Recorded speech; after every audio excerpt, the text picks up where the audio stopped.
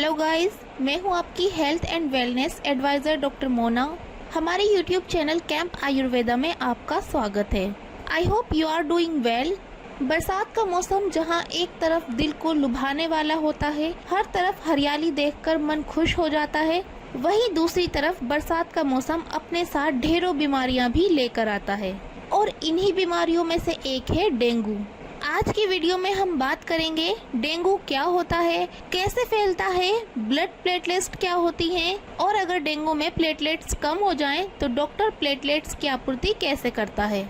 साथ ही बात करेंगे कि आयुर्वेदिक उपाय के तौर पर हमारे पास क्या विकल्प है। कुल मिलाकर आज की वीडियो बहुत ज्ञानवर्धक है, आखिर तक जरूर देखिएगा। सबसे पहले जानते हैं डेंगू के बारे में। डेंगू एक प्रकार का बुखार होता है जो कि एक वायरस से फैलता है। डेंगू का वायरस जब किसी स्वस्थ व्यक्ति के शरीर में प्रवेश कर जाता है तो व्यक्ति को डेंगू के लक्षण दिखाई देने लगते हैं। चूँकि डेंगू एक प्रकार के वायरस से फैलता है तो इसके लक्षण दूसरे वायरल बुखार से मिलते जुलते भी हो सकते हैं। डेंगू का वायरस एक व्यक्ति के शरीर से दूसरे व्यक्ति के शरीर में एक प्रकार के मच्छर के जरिए फैलता है। इस मच्छर को एडीज एजिप्टाई कहते हैं या साधारण भाषा में डेंगू वाला मच्छर भी कह देते हैं। ध्यान रहे, मलेरिया फैलाने वाला मच्छर दूसरी नस्ल का होता है जिसे एनोफिलीज कहते हैं। डेंगू का मच्छर जब डेंगू के रोगी को काटता है तो डेंगू के वायरस रोगी से मच्छर में आ जाते हैं। अब यही मच्छर जब एक स्वस्थ व्यक्ति को काटता है तो मच्छर से ये वायरस स्वस्थ व्यक्ति के शरीर में चले जाते हैं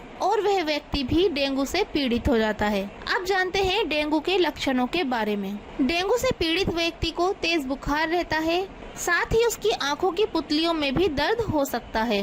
कई बार ठंड से भी बुखार चढ़ सकता है। ब्लड टेस्ट करने पर खून में प्लेटलेट्स की संख्या कम आती है।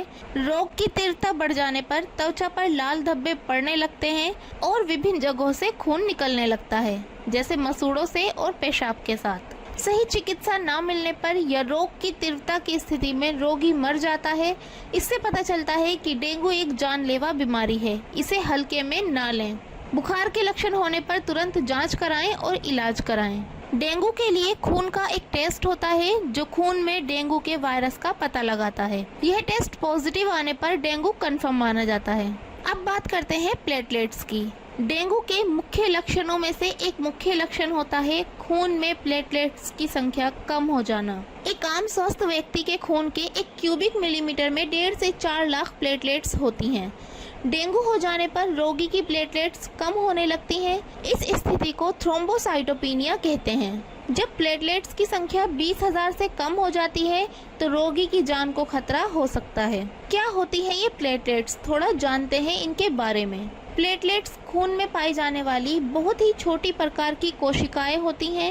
इनका मुख्य काम होता है शरीर के अंदर किसी खून की नलिका के फट जाने पर उस फटे हुए स्थान पर खून का थक्का जमा कर खून को उस नलिका से बाहर निकलने से रोकना। इनके कम हो जाने पर शरीर की विभिन्न नलिकाओं से खून निकलने लगता है और यही रोगी की मृत्यु का कारण बनता है। डेंगू के रोगी की प्लेटलेट्स पर डॉक्टर पैनी नजर रखता है और सुबह शाम रोगी की प्लेटलेट्स की संख्या ब्लड टेस्ट के जरिए नापी जाती हैं। अगर प्लेटलेट्स 20,000 से कम होती हैं तो दूसरे व्यक्ति की प्लेटलेट्स रोगी को चढ़ाई जाती हैं ताकि रोगी के शरीर में प्लेटलेट्स की संख्या निश्चित बनी रहे। डेंगू के रोगी को ज्यादा से ज्यादा तरल पदार्थ पीने की सलाह दी जाती है या फिर डॉक्टर ड्रिप के माध्यम से ज्यादा लिक्विड रोगी को देते हैं। बुखार और दूसरे लक्षणों के लिए भी दवाइयाँ दी जाती हैं, लेकिन एक बात का ध्यान रखा जाता है कि रोगी को दर्द दूर करने वाली दवाएं नहीं दी जाती, क्योंकि इनसे प्लेटलेट्स कम होने का खतरा बढ़ जाता है। आयुर्वेद में प्लेटलेट्स की संख्या बढ़ाने के लिए पपीते की पत्तियों का चूर्ण दिया जाता है।